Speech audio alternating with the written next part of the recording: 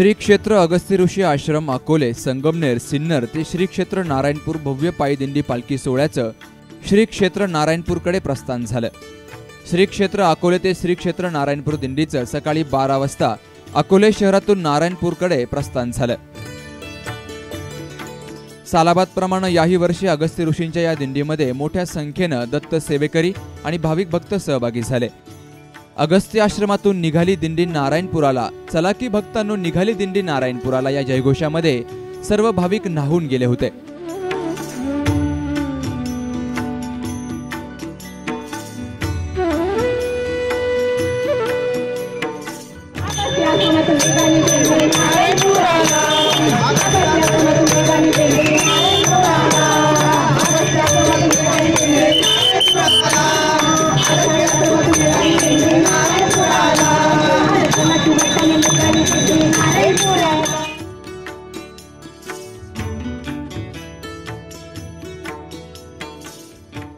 दत्त सेवेकरी भाविक पायी चालत असताना मृदुंगाच्या बोलावर टाळाच्या ठोक्यावर नाचत भजन हरिपाठ गवळणी म्हणत श्री क्षेत्र नारायणपूरकडे प्रवास करत असतात। श्री क्षेत्र नारायणपूर येथे दत्त जयंती आणि दत्त जन्म सोहळ्यासाठी संपूर्ण महाराष्ट्रभरातून पायी दिंडी दत्त सेवेकरी नारायणपूर येथे येत असतात।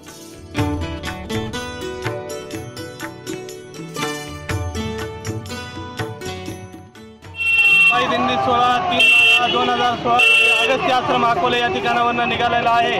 तरी हा पायी दिंडी सोहळ्यामध्ये 700 ते 800 लोक आहे आणि हा पायी दिंडी 12/12/2016 ला नारायणपूर या ठिकाणी पोहोचणार आहे। त्या ठिकाणी 12/12/2016 ला 7:03 भव्य दत्तजन्म सोहळा होणार आहे। त्याचप्रमाणे 13/12 ला दत्त जयंती सोहळा होणार आहे। या पायी दिंडी सोहळ्यामध्ये अकोले संगमनेर सिन्नर तालुक्यातून 1000 ते 1200 संख्येने भाविक या ठिकाणी उपस्थित झालेले आहे। प्रत्येक ठिकाणी चहाची नाश्त्याची सर्व सोय या पायी दिंडी सोहळ्यात चोखपणे केलेली आहे। सर्व भाविक या सालाबादप्रमाणे या पायी दिंडी सोहळ्यामध्ये आनंदाने या पायी दिंडी सोहळ्यात सहभागी झालेले आहेत।